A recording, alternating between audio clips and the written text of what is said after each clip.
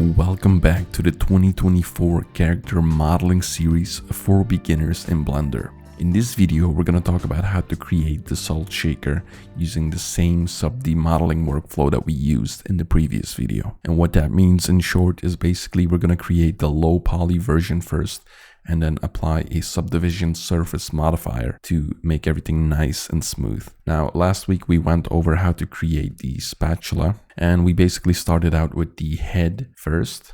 Set all of our shapes. We inset these holes and then remove them by just deleting the faces, and then gave the whole model thickness using the solidify modifier. And of course, we also used loop tools to bring everything together to this nice cylindrical shape, which would then form the handle of the spatula. So yeah, we're gonna look at how to create this salt shaker right now. And by the way, check out the link in the description to join my Discord server. Just come in there and share your work or ask questions if you have questions about this sort of work, or if you need help with something, just let me know. It's gonna be a fun time. Anyway, shift right click at the bottom here and press Shift A, mesh circle. And don't do anything yet. We'll go to the lower left where you see this small menu that says add circle. Open it and set the vertices to 8. All right, then scale it down about that much. Go in edit mode, select everything, hit E to extrude and Z. Let's press Alt Z so I can see what I'm doing. Scale that down. Let's add a subdivision. Again, shortcut is Control 2. Control 1, 2, and 3 is for subdivision. 4 as well. 5. Yeah, level 2. And bring it up here. Extrude again and scale down. And you notice these parts are messing up, so just select that and bevel it. Another edge loop here.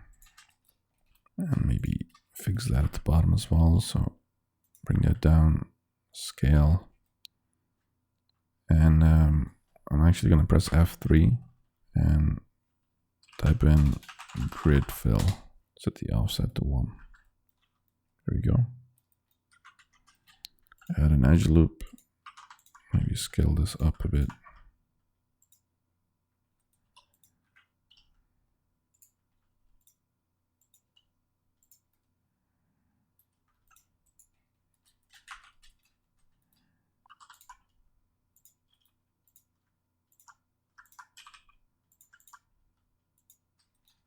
Okay, very well. And then the top of the salt shaker.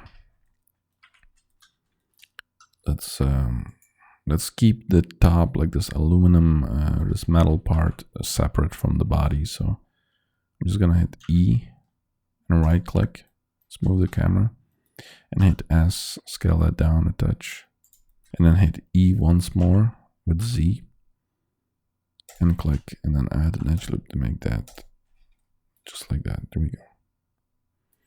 Maybe add an edge loop here, bring that up, scale it.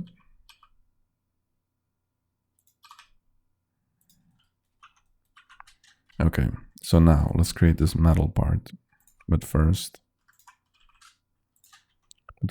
I'm gonna use one of these existing edge loops. I'm gonna select an edge loop, alt click, hit Shift D, and then right click, and then hit P selection. So what we just did is we extracted an edge loop from our object to reuse it, which might be a good thing to know for many of your modeling ventures. So yeah, now it already has the subdivision to it because it's essentially a duplicate. Go in edit mode, scale this up a little bit, bring it down. Now the reference image isn't, I should have scaled these things up so you could properly see the ridges, but just hang on here. Let's extrude this upwards. And extrude one more time and scale it down. If the normals are inverted, like in this case, just press A, Alt N, recalculate outside. There we go. So I don't have a top view of the salt shaker. I know how many holes it had, but I'll figure that out in a second. And edge loop there and one over there. Now it has like 2 ridges, I think. Yeah, a large one and a smaller one. So the way I'm going to do that is add an edge loop for each ridge, and then select both edge loops in this case and Control B to bevel it, hold down Shift to do it very mildly, and then just left click. And now I'm going to select these parts. So Alt click on the vertical edge loop to select the whole edge loop, and make sure you're in a face select mode. That should be obvious by now. And if you want to select more than one edge loop, hold down Shift and then just do the same thing, Alt click. There you go. Now press Alt E, extrude faces along normals, and move your mouse somewhere like that, and just left click. There you go. To make it sharper, same thing, just add an edge loop. Scale it up, scale it down, get all kinds of shapes.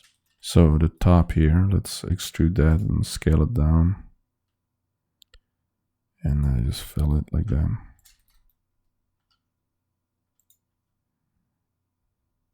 So we can use this to essentially create, this is going to create a lot of hangons.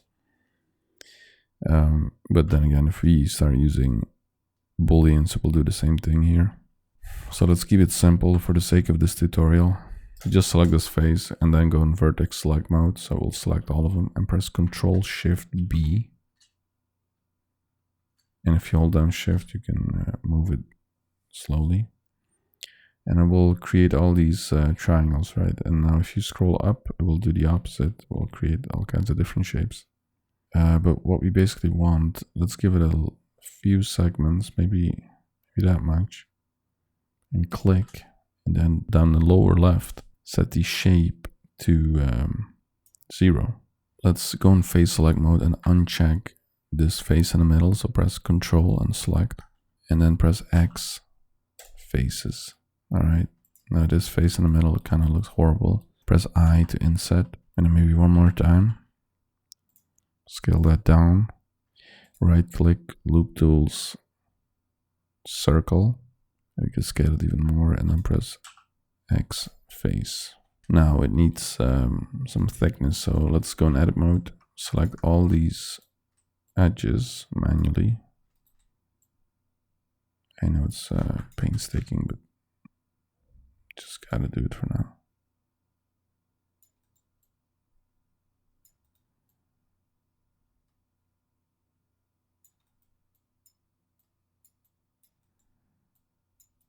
There we go. And press E, Z, and bring it down. Do the same thing over here. E, Z, bring it down. And at the bottom, like let's see the very bottom of this thing. Just scale that down and add an edge loop, and that should close that hole. And then these edges, we can bevel them, but that requires you to select all of them again. Or you can add edge loop like that. So I just add an edge loop here, bring it up. I'm doing it for all of them.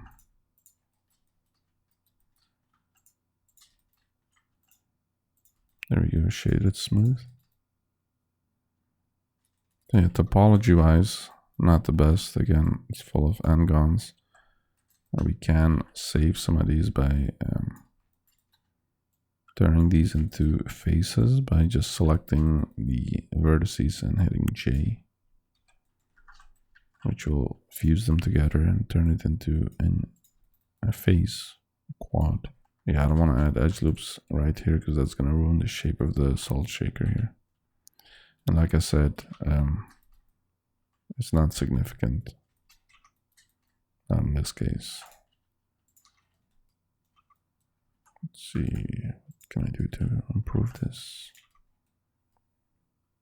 Yeah, something like that. That looks good. Alright, there we go. That was the modeling tutorial for the salt shaker with the head right there. And that looks pretty good, honestly. Now, I did make it, we are using sub D here, but we're going to bake it down in the future videos in this series. So for now, I'll leave you with these results here. When the next video comes out, you will see a video on the screen to click on. For now, you will have the rest of the playlist to enjoy. If you like the video, please hit the like button and press the subscribe button to not miss out on any future videos, and especially videos for this free course that you're watching. Hit the bell notification icon so you don't miss out. And definitely, hop in the Discord server, link in the description below. Come say hi, share your work, your personal work, send me a message. Let's talk. Whether I will respond is a second. I'm just joking. Definitely join. And I'll leave you with this. See you in the next video.